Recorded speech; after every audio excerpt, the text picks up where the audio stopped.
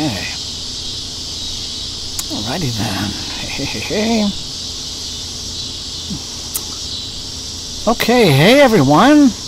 There's Devlin. Commander Taurus is there. Elena. Hi. Good to meet you. Susie's here. Glad everyone's here. Chris is here. Excellent. Elena's reading A Court of Wings and Ruin. Right on. How's everybody doing? How has everyone's week been this week? Well, go ahead and tell me in a minute, since it looks like I am very much on. And so let's get this started, shall we?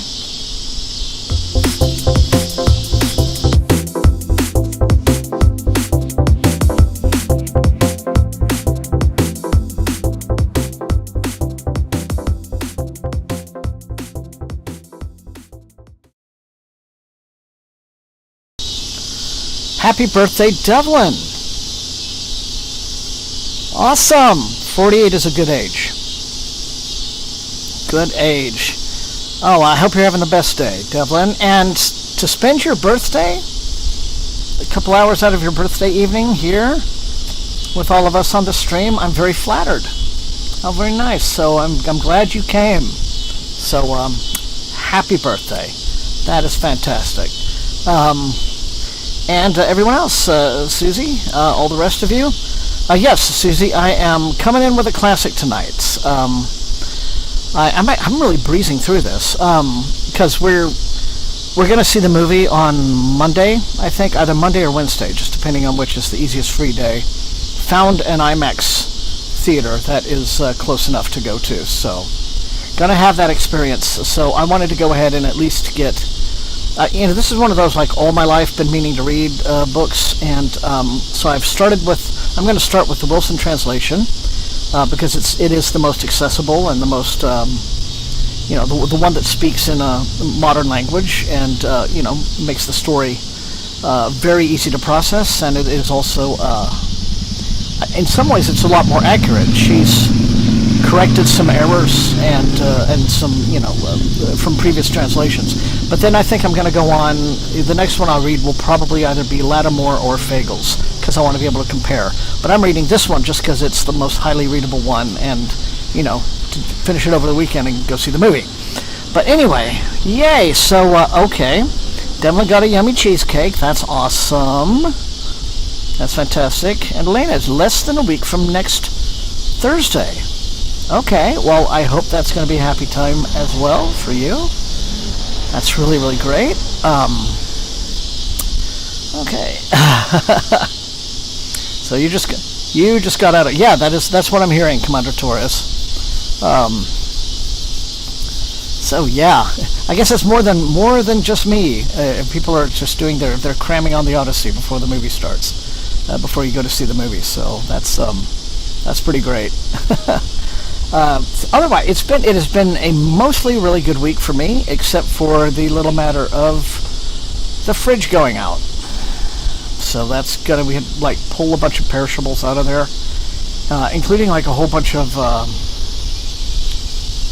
We get a box every month, a subscription thing that has like, all different kinds of fish and some some chicken and meats and things like that. So we're having to like get those out, put them on ice, put them in coolers, and cook a lot of it like in advance.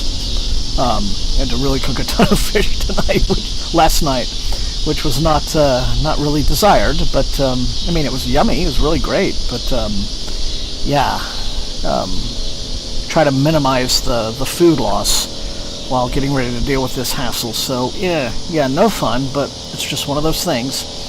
So yeah, apart from a dead fridge, it's been a really good week over here. So let's see. Now, what's going on? Anyway, careful of reading Lawrence. Oh, yeah, T.E. Lawrence. I don't even know if there is a version of that translation in print in the States, Angela. Might be easier to find in overseas in England or somewhere else. I mean, there's probably one you can still get. I think I do want to read a couple of the more recent ones, though. After the Wilson, to just compare and contrast. But And let's see. Susie's reading Eye of the Bedlam Bride. Okay, trying to plow through all of the Dungeon Crawler Carl's history. Okay, cool. Commander Torres, finding your energy to read again. That's great. So you're going to start A Colder War by Charlie Strauss. Okay. Oh, and Angela's freezer blew up. Oh, yeah. I'm sorry to... Yeah, that might have had a whole lot to do with it. Because I imagine that because of all the heat you guys have been having over there, it's really putting strain on the grid. And that could be impacting appliances and other things. And I know that there are certain areas, I don't think it's, all around the country, you can correct me if I'm wrong, but, where it's not just that you don't have air conditioning like we have here, but in some areas you're not even allowed to? Maybe I'm wrong about that, I don't know. But a lot of it has to do with just, so many of the houses are so old. Just dealt with an air conditioner. No, you're right, Joaquin. It is no fun at all. At all. Happily, that was one of the first things that I had done about a year and a half ago when I got the home improvement loan, was 2 new HVAC units. So hopefully that problem won't strike me anytime soon, because holy mackerel, especially down here in the south, trying to endure summer heat with no AC is just not worth contemplating. And the Canada forest fires, that's right, I've heard about those. So that's no fun. Good night to stay in and read. Good to see you again, Joaquin. Enjoyed your latest blog post, so always looking forward to more. Let's see. And you're reading Gary Westfall's The Mechanics of Wonder, the creation of the idea of science fiction. See, in case you weren't here last week or missed it, Joaquin here is the admin of a blog. Well, it's admin. I mean, it's his blog called Science Fiction Ruminations, and he deals exclusively with vintage and classic science fiction of 1985 and prior. And so, but it's not just fun to read for all of this kind of just insight into older science fiction, but he reads a ton of SF reference stuff and historical tomes about just the history of the genre. I think all I've read in that regard is, I read Astounding by Alec Navala Lee. That was something else. I read The Futurians some time ago, and years and years ago, and this makes me really, really sad because I've lost it. I lost my copy of it, but I read a book called All Our Yesterdays, and this was written by a guy named Harry Warner Jr., and he was like this science fiction fan extraordinaire, right? Going back to when my grandparents were alive. But he was alive, I think, well into the 80s or something, and he was just very, very well known as this extremely active fan who people would just start sending him their fanzines, because he would literally, he would get your fanzine in the mail, okay, doesn't matter what it was, and he would read it, and then he would type out and mail you a letter of comment every time. So he would interact with you, and I understand he did that. He was very, very communicative, just very open, and I feel like he's in the era before there was Reddit, and before there were online forums where people would discuss things openly. He would do that. He would get on what was clearly a manual typewriter, and I remember, I think I still have some of these letters from him. He would use onion skin typing paper, this kind of interesting sort of crinkly stuff, and he would write he would know, he has read your fanzine, because then he's engaging with it, and writing a letter of commentary back, responding to what you wrote in detail. And so to be like a young fanzine person, it kind of made you feel like, ooh, oh, this is nice, thank you, it was very flattering. So he was wonderful example of the kind of, fandom that you had, I think, from the old days. I can't recall when he passed away, but he was a terrific guy, and never met him in person, had no idea even what he looked like, but long story short, he wrote a very detailed book about the earliest days of fandom. And we're talking the 1930s golden age, when people first started coming up with the very idea of even having conventions at all and things like that, and fan groups were forming. He wrote this exhaustive history of that period. And it's a wonderful read. And I wish there was some way to return it to print. Maybe it's been done. I don't know. But I had a copy of it, like a hardback copy, and I lost it. And I'm so sad because that was such a valuable thing. But anyway, I just went on a big ramble about vintage science fiction because I got inspired to do that. So sorry, everyone. I hope that was interesting to you guys. But long story short, okay, bunch of you here. Glad you're here. Actually, we're starting out with a decent number of people tonight. Concurrent. So thank you for showing up. Let me catch up again with Ready or Dot? Welcome. Reading The Elementals by Michael McDowell. I've heard about that so many times that I think I would like to add that to my horror pile. And Chris Yorick. I've seen that version of the Odyssey, and I think and it looks. And I recall, again, that would have been, nearly 20 years ago, and I think I might have seen it on either cable or something. But and I liked it. I don't remember too many specific. I don't remember it as well as I remember like Troy.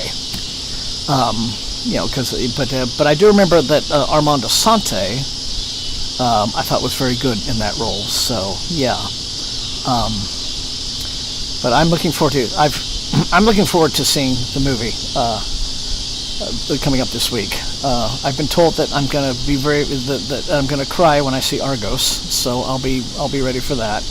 But anyway, see, RFM is reading The Light Eaters by Zoe Schlanger and bought Schismatrix Plus by Bruce Sterling. Very cool. And Gene Mapper by Taiyo Fuji. Okay. Oh, I don't. Okay. Well, congratulations. That's a rite of passage, Joaquin. Okay. All right, so anyway, thank you all for being here. It's really great to share these Thursday evenings with you. The cicadas are very loud tonight, singing very loudly. Maybe we'll hear some katydids after it gets dark. Devlin's reading Her Last Breath by Taylor Adams. All right. Cool. Okay. All right, well, I'll go ahead and we will start the timer. If you're new here to the stream, we go 45 minutes for session 1 and then take about a 5-minute intermission. And, oops, almost forgot. There will be another mailbag at the beginning of session 2. I just got caught up in talking about the vintage years and forgot about that. We're going to have 4. It's not going to be as big as last time, but it's still a decent number. 4 envelopes. And they look like they're all from Orbit. So yay, another good mail week.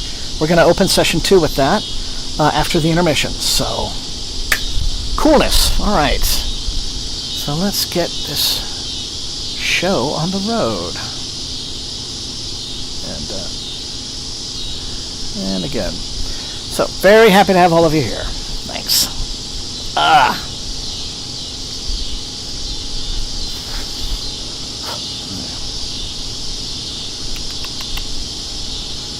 Okay, Killswitch is hoping... Oh, Killswitch, dang it, I forgot. Okay. Well, anyway, timer's going. You guys can go ahead and get started. I'll make this post real quick, and then I'll start reading myself. I don't actually remember to bring my phone outside with me tonight. I don't always do that.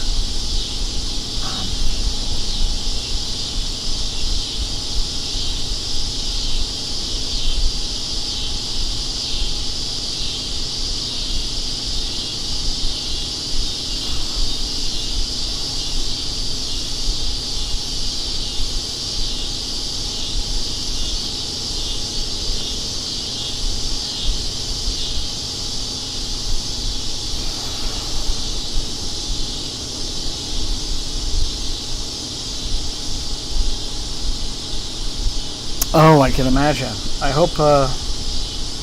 do hope the preparations for the move are going smoothly, though. Killswitch.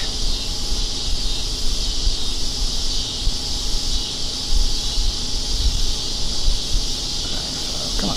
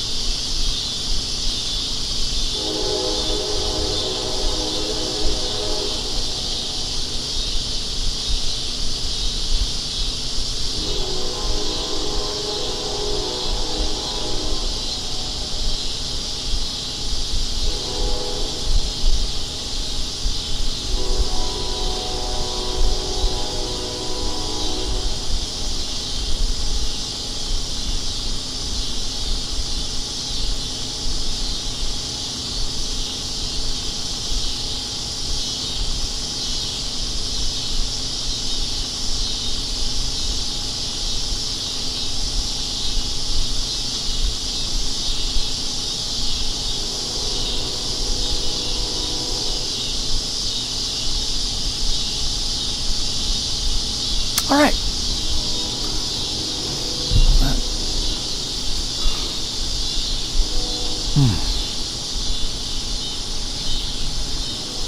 Oh yeah. Stop packing. Oh wow.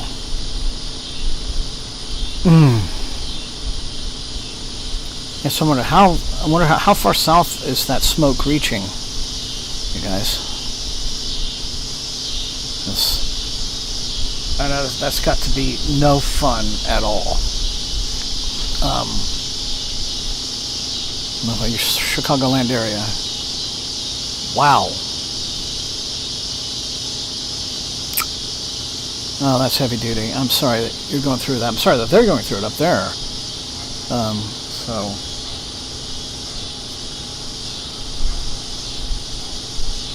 I hope they're able to get it under control soon. And I thought I read something to the effect of an awful thing, like one of the planes that they were using to try to fight the fire with either crashed or was just disabled, or something. I think it may have actually crashed. One of you can probably correct me on that, or provide further details on that. But so you're in New Jersey, and that's also bad. Okay, so it's just spreading for 1,000 miles or more. That's awful.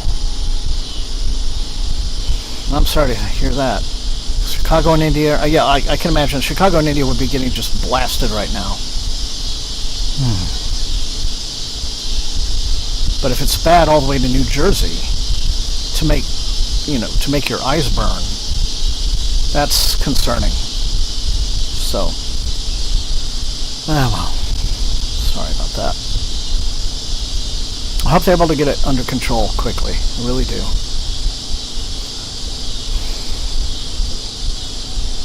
Oh, actual fires in Minnesota. Do we know what started this? I mean, I'm sure we do. I've just been out of the loop. Was it lightning or some, idiot with a campfire? Or, yeah. Because, of course, sometimes forest fires just do happen as an act of nature, and it's startling.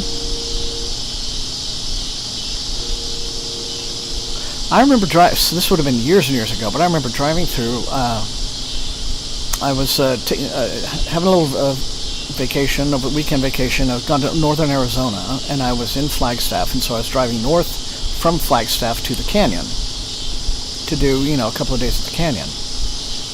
And as I was coming back from that, and it got to be after dark while I was driving, so back to Flagstaff, I'm pretty sure I saw a forest fire. I mean, it was like off in the distance, like a couple of, it was miles away, but of course you can see for miles.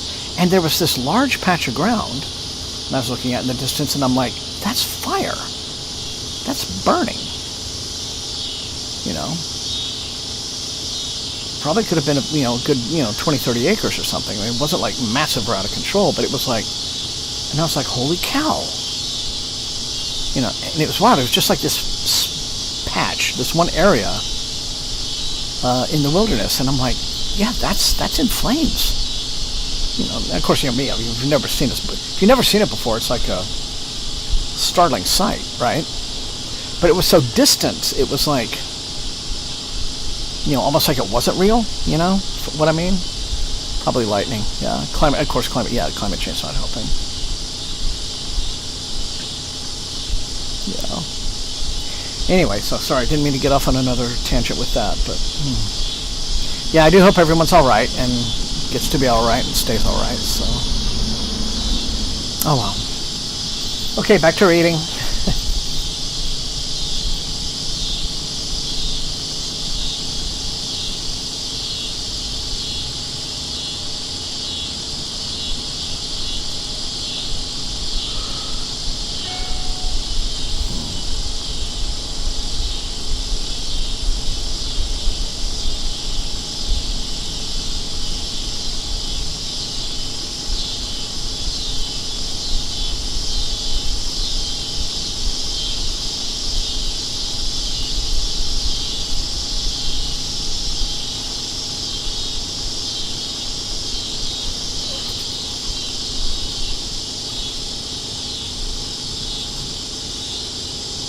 59 active wildfires, 2005. Wow.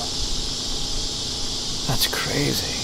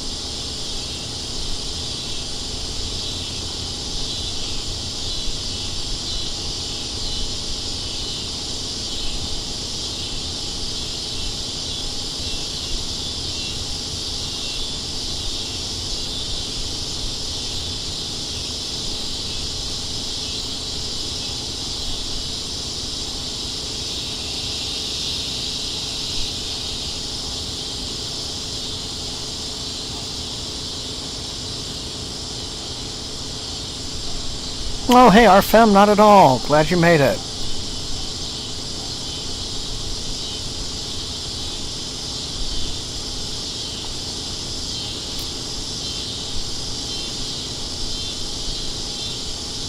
I don't know. I mean, I feel like you...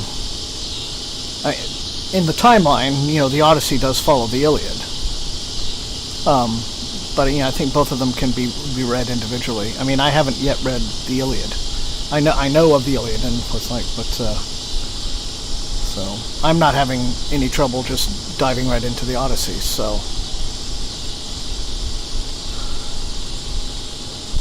and one of your teachers actually told you were a moron. That yeah, that person sounds like a prick. I might actually complain about that too. Are you talking about was this high school or college or?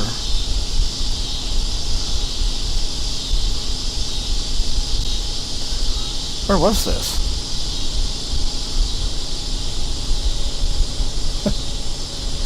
If it were something in high school, I would have gone home, told my parents. They might have had a word with that teacher. But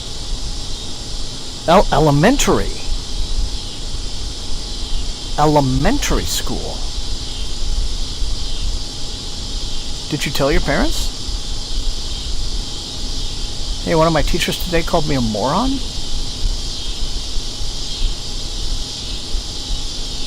That's wild. That's crazy.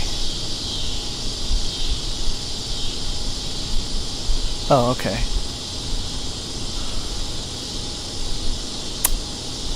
That is wild. Well, anyway.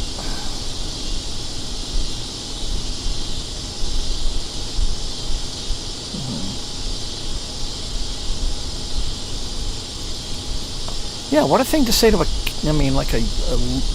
little kid. Seriously.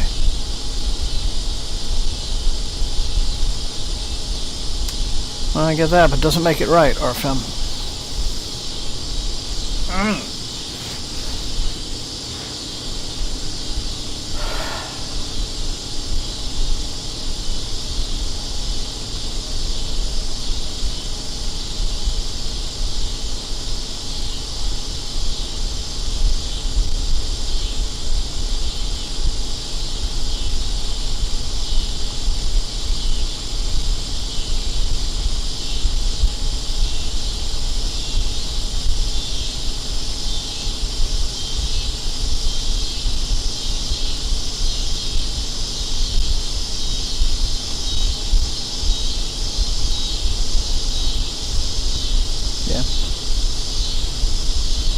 Yeah, I would agree with Angela. It doesn't seem like it matters.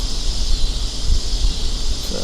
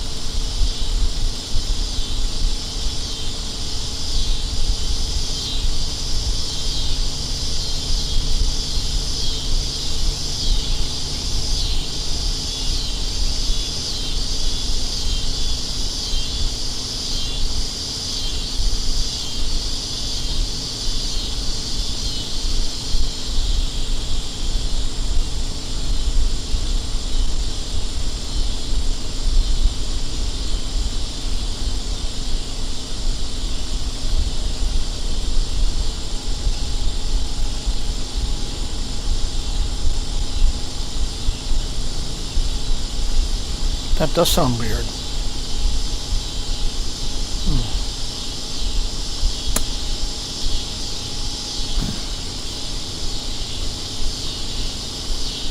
Okay, so anyway, if for anybody who's just now joining the stream, thank you for being here.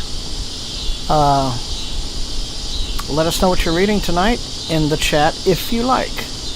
If you'd rather just lurk, that's fine too, but it's good to have you here. We enjoy a good, hour and a half or so of reading with us tonight.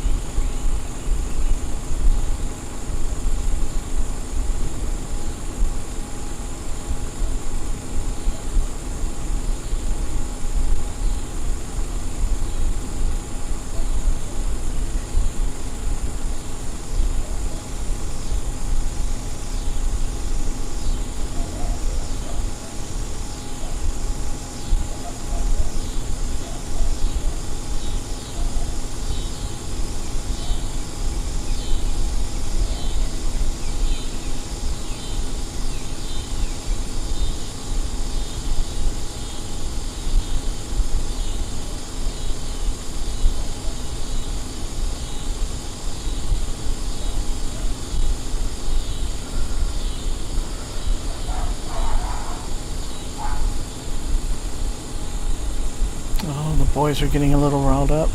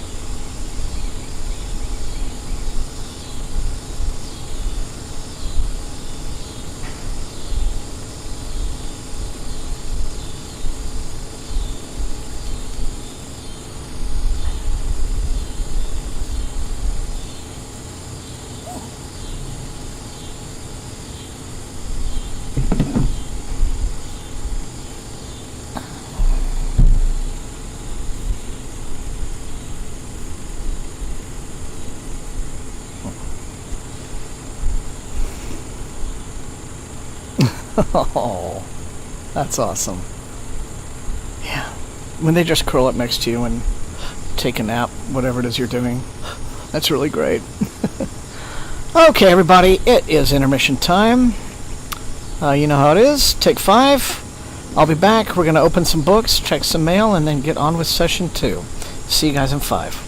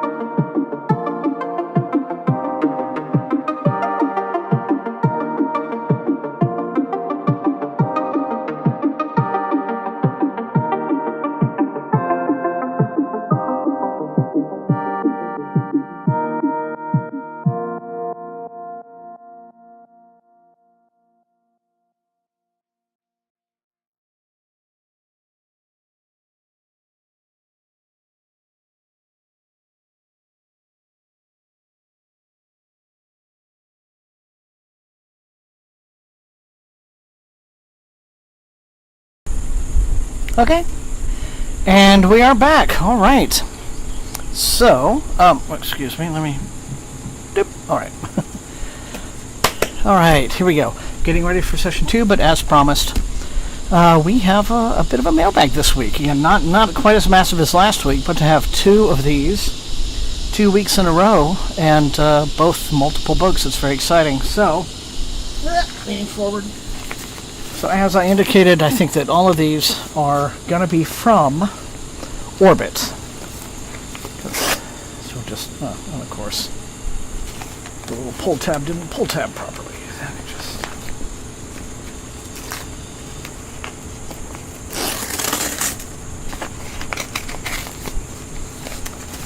Okay then. Alright, so we are starting out with this one right here. This is a new book by Django Wexler. And it lands on October... What says... Okay, yeah, September. September the something. Anyway, I'll find out. Alright, it's called The Only Way Out Is Up. New book by Django Wexler. And, let me see. So, okay, so it says a small-time scrapper and his pet robot will fight their way out of the junk heap in a tournament that will either make them richer than gods or rip them apart. In the first book of Django Wexler's brand new tower-climbing, robot-fighting progression fantasy adventure for fans of Cradle and Dungeon Crawler Carl. Yeah, I think everyone's trying to, get in on that boat a bit, but that's okay. Let's see. When you start at the very bottom, the only way out is up. Taj. Oh, okay, well, that's... I have a dog named Taj, my boy. My Malinois.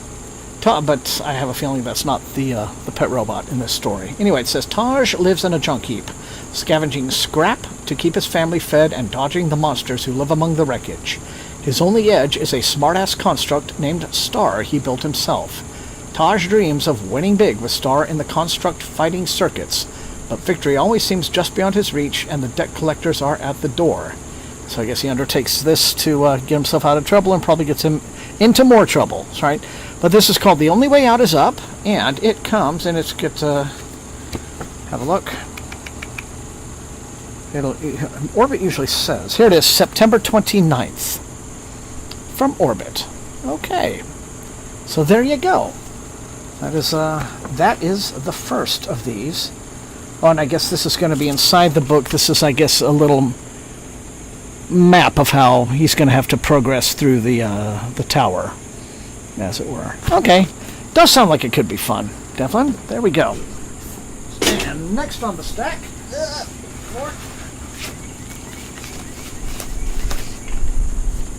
okay. Now this is from the Run For It imprint, Orbit's horror imprint, and I've actually been curious about this one. This seems pretty cool. This is a new book by Hannah Witten. Calling herself Hannah F. Witten here. I don't know if she's done that before. But this is called Reliquary. It's a very evocative cover. Welcome to the family, prepare to be devoured. Okay, and it's got some good quotes on the back. Let's see what it says. This one will be out August 11th. And it says, sink into the deliciously atmospheric horror debut from New York Times bestselling author Hannah F. Witten.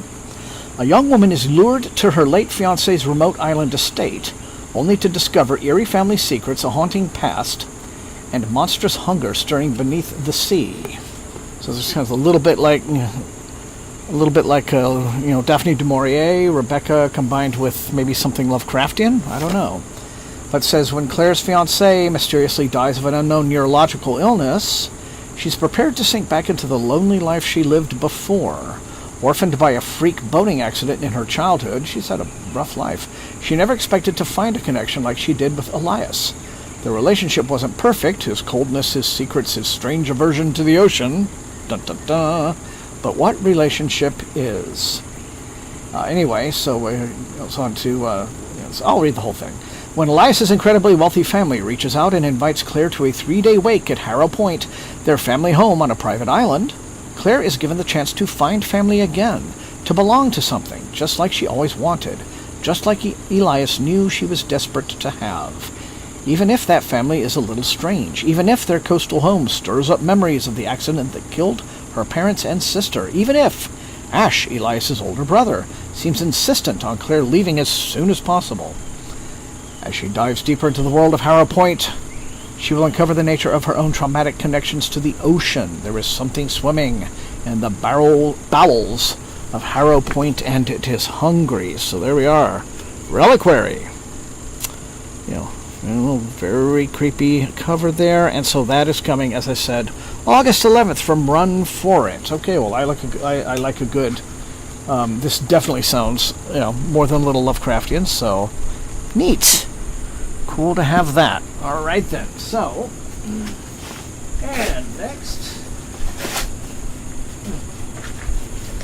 There we go. All right, this is a little bit bigger of a book, a little bit of a chunk here. And this one is from the Red Hook imprint, so we're getting a bit of everything from the Hatchet Orbit family here. Ready or not, looking for the reliquaries on the TBR. Very cool.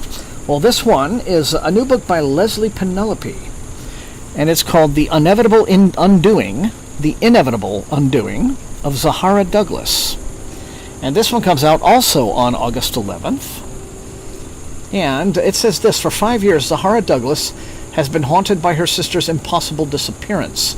Now, in December 1999, with the world on the brink of chaos, Zahara sets out to find her sister no matter the cost in this twisty and compelling modern fantasy from Leslie Penelope. As it starts April 1994, Zahara watched her twin sister Annika get hustled into a stranger's car and disappear, only to return to a world where no one remembers Annika ever existed. Not her mother, not the police, no one. Now the world braces for the looming Y2K crisis. I remember that. It's a big old nothing burger, but a lot of people were seriously concerned. Zahara finds evidence that proves her sister was real. Determined to uncover the truth, she hires a private investigator and begins digging into her family's shadowed past. And when the investigation leads to two charismatic men who once served with her father in Vietnam, Zahara realizes she and her sister may be pawns in a dangerous power struggle with unthinkable consequences. To find her sister, Zahara must face truth about her family, her memories, and the power lurking within her. But the sisters' reunion comes at a price, one that could unravel reality and bring about the end of the world. And that would be drastic. Okay. All right, so this is kind of a contemporary urban fantasy, as it were. Leslie Penelope, The Inevitable Undoing of Zahara Douglas. And as I said, this comes out from Red Hook on August the 11th. Man, this just really feels like old times, doing the mailbags. Back in the day. Yeah, I do miss it, Maybe if the physical mail starts being frequent again, we'll see. But anyway... last one.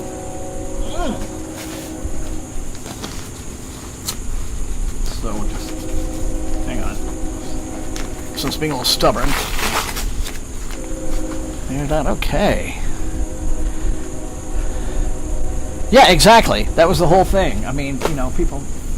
All it was the worrying that when a lot of these systems originally programmed, somehow it was forgotten that, to have their calendars roll over, like the first of the 4 digits in the year roll over from a 1 to a 2, right? When, January 1st, 2000 came along. But, it was, I don't know that it was ever going to be this big thing that was going to cripple the globe.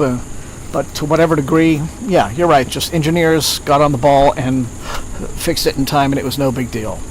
But I do remember, I do remember people being legit worried. Anyway, we have a train. We'll just take a minute to have some peace with the train. Let them roll by. How about that?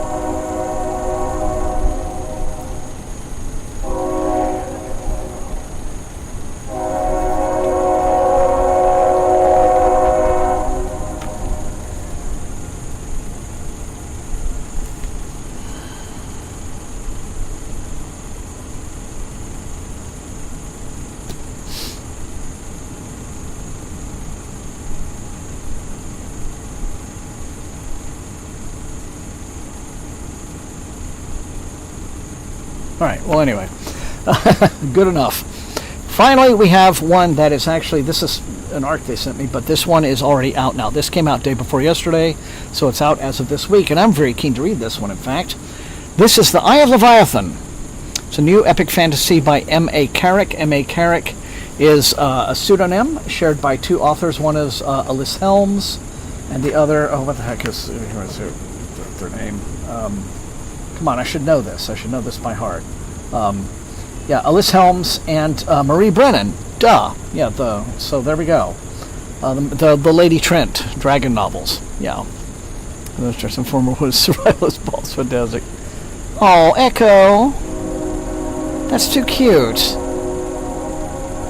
Does he do a little twitch while he's dreaming? Kind of like he's... I love when dogs do that.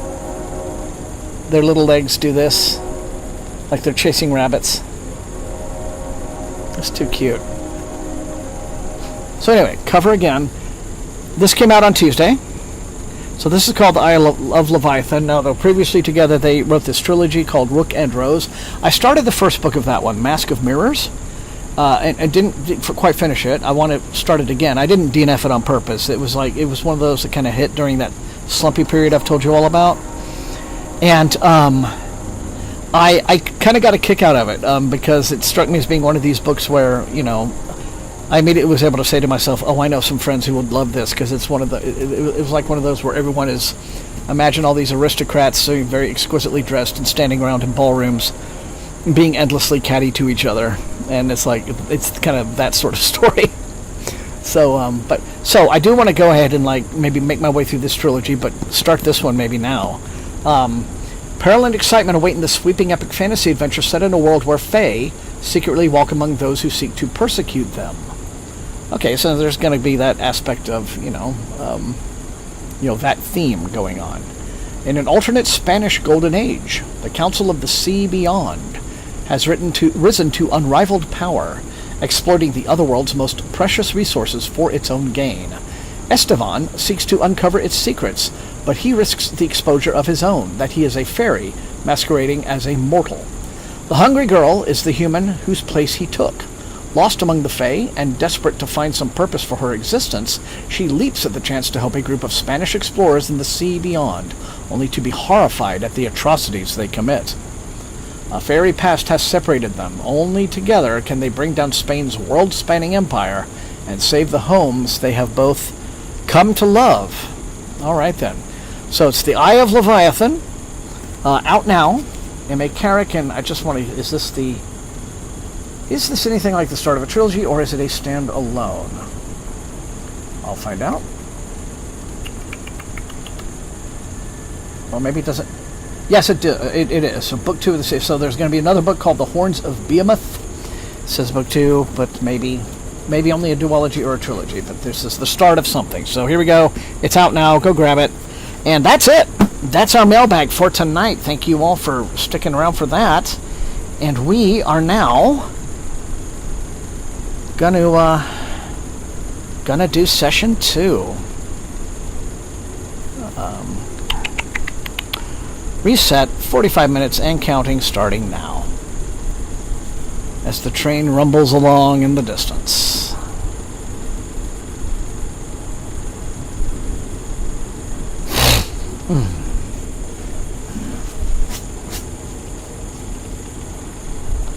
Yep.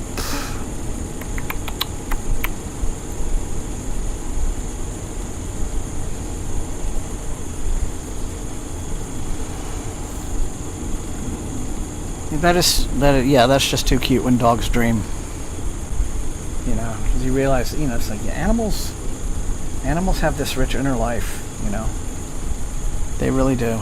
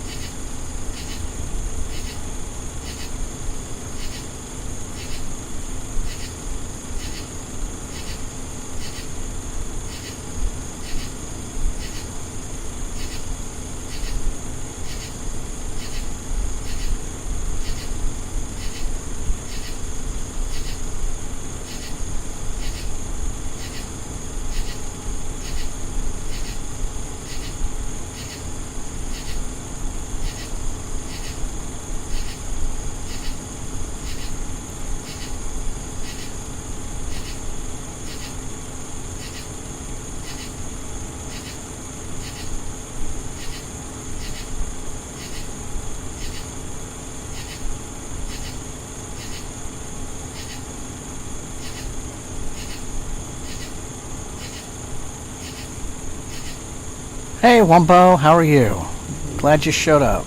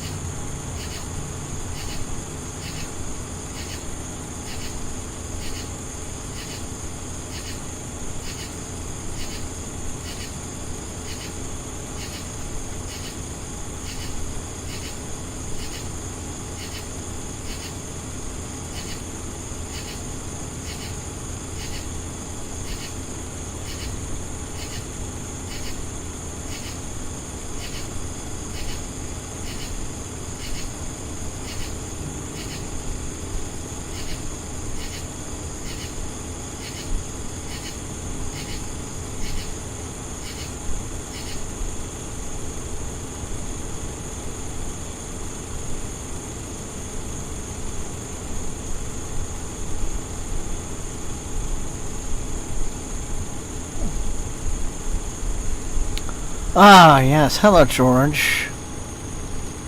Glad to see you. Glad to see you. And as always, thank you for the generosity. Yes, Sam Neill. You know, that was definitely a cruel way to wake up that day, wasn't it?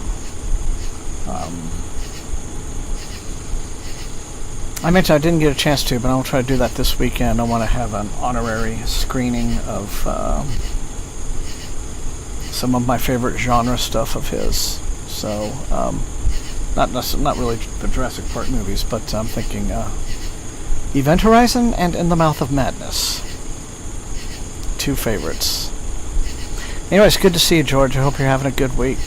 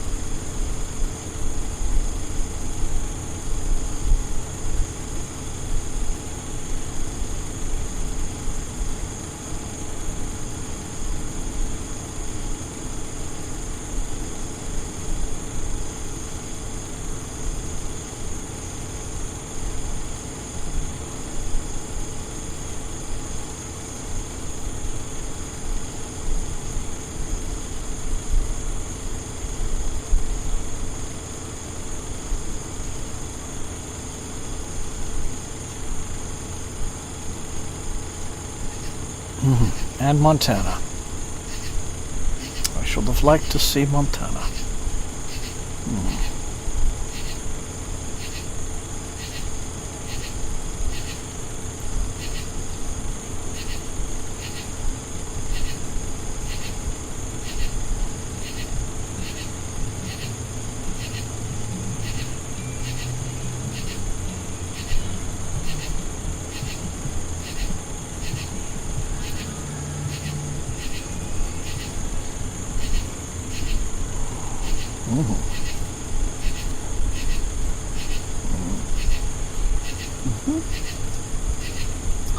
I have somewhere in a box. He did when he was very young. Sam Neill did a TV series called. Oh, I hope I get this right. Is it Riley, Master of Spies? I think it was Riley. So it wouldn't have been O'Reilly. I think it's Riley. And that's exactly what it was. It was this espionage show. And God, he must have been really. This must have been, like in the late 70s or something, right? But I did get I did pick that up on DVD back in the day, and still have it in a box somewhere. But I enjoyed watching those, and it's interesting. He was so young at that time, right? Because I think Sam Neill first came really to the attention of American audiences in a mass way, to the large American audience with the Final Conflict. But he had definitely a career long before then, building up to that. So, such a kind man, but he could play such awesome villains. That was.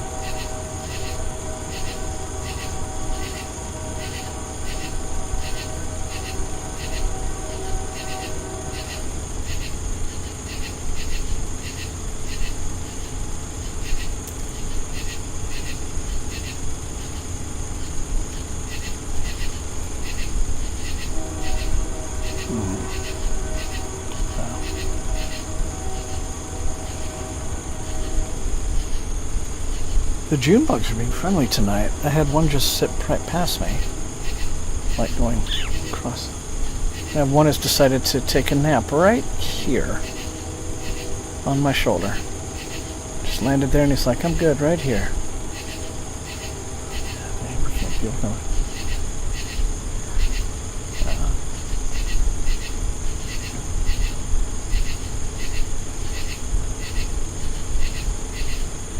Yeah, that is an interesting, wild, rambling movie, but I think that if you catch it in the right frame of mind, it is absolutely compelling.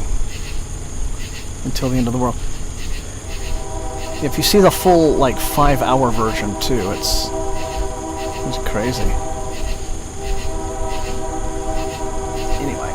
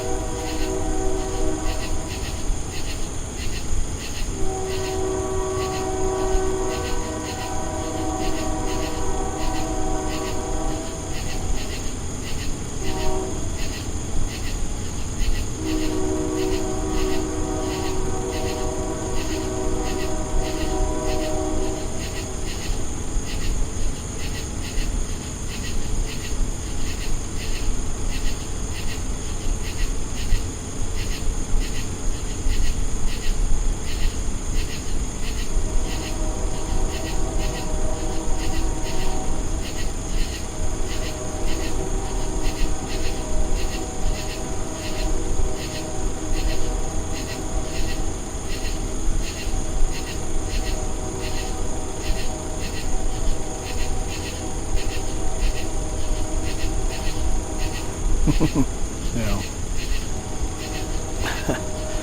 Ash has been around, actually, Devlin. He was actually here earlier tonight when I was setting up, like right here in my very chair. And I told him, you don't have to leave, boy, but he eventually got up and sort of scampered off. But I'm sure he's around. He might be chilling out by the kitchen door, because that's where we keep his bowl, so... But he's doing fine. He's a good cat. Yeah.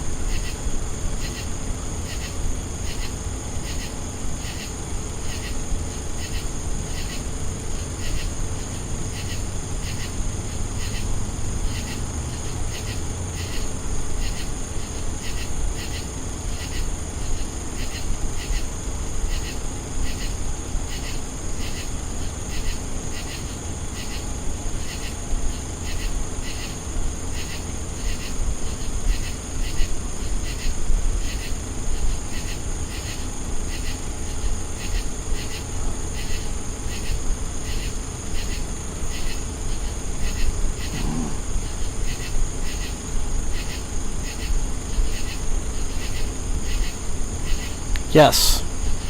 Very true, George.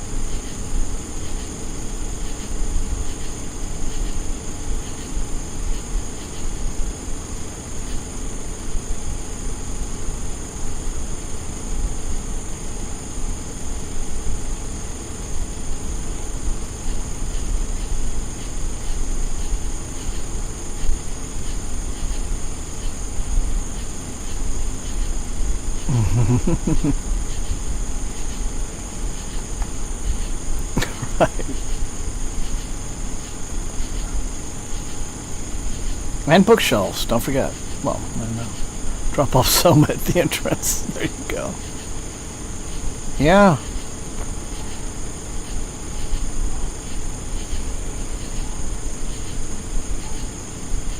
Simple path to a happy life right there.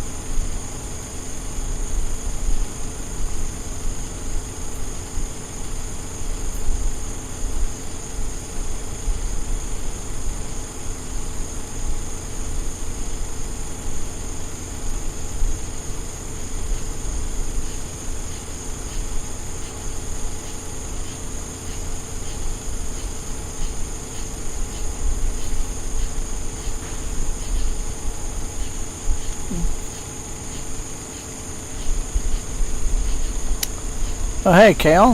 How you doing?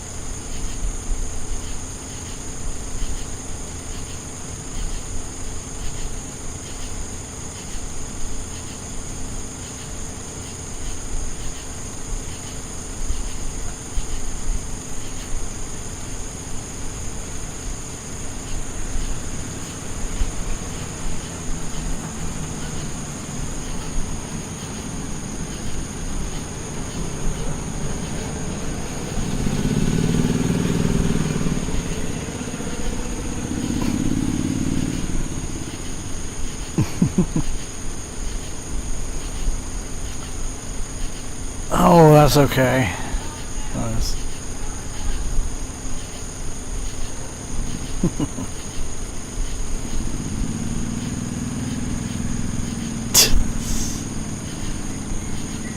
Yeah, how is it up there in Ohio with just the air quality right now and the breathing and all of that? I mean, because seems to be just sort of blanketing that whole part of the country and way off into the East Coast even.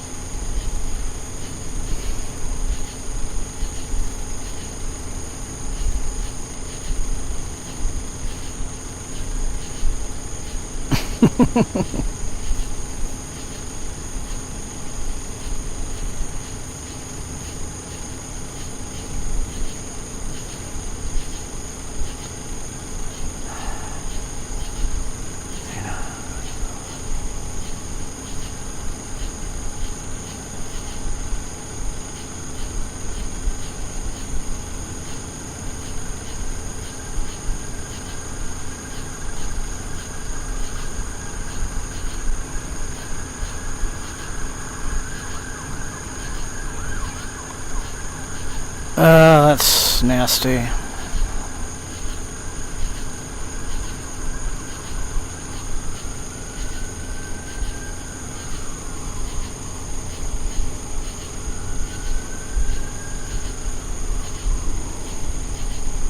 Smoke is inside your apartment. Wow.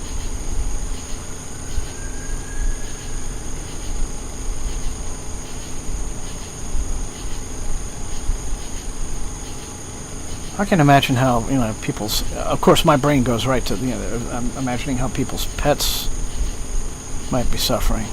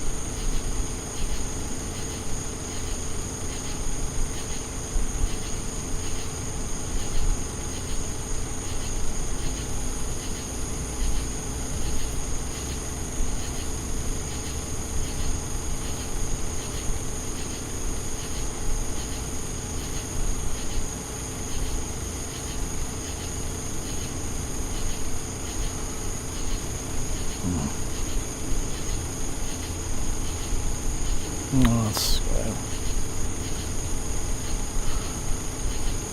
I hope they're able to get all this under control.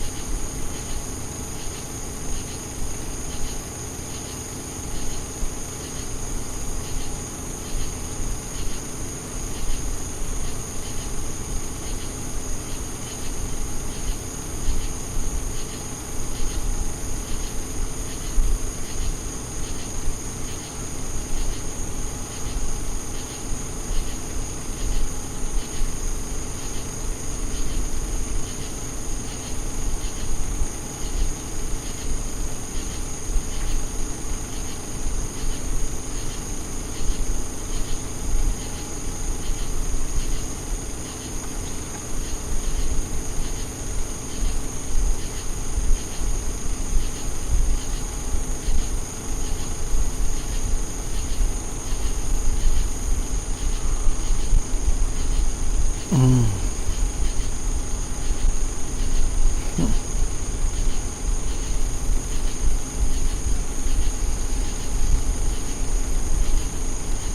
Yeah.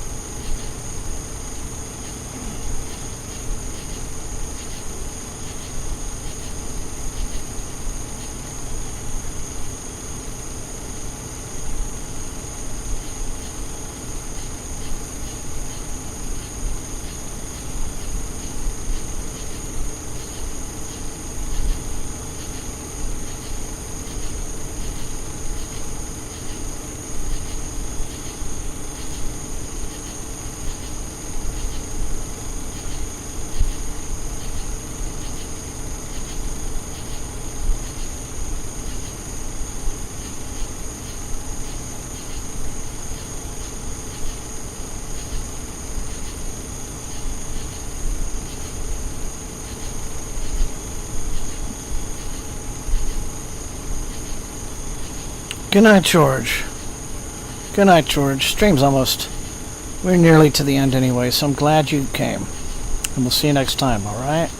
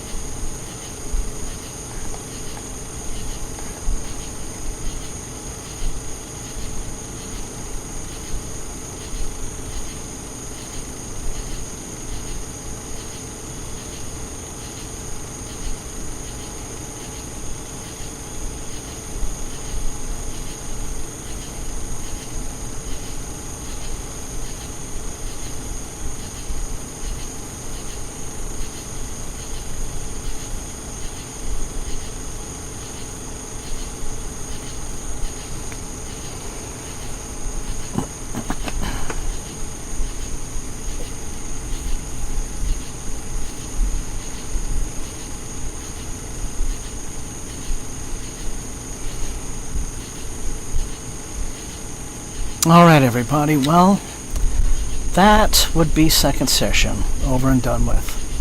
So I want to thank you all again for joining me on a fantastic, really nice, where I am. Again, those of you who are choking on smoke, I'm so sorry that you're going through that. It's been a pleasant night to get down here. I hope, it gets pleasant back up there for the rest of you very soon. But thank you, as always, for joining me on these streams on Thursday night. And this has been a nice one. New books, got some good reading in, and it's been great to be with you, as always. So, thank you all so much. See you at the next one, next Thursday, 7:30. And new people showed up. Welcome, glad to have you. Hope you're back. And see you next time, all right? And stay safe and healthy, and happy reading, as always. Good night, everyone. Good night. Take care.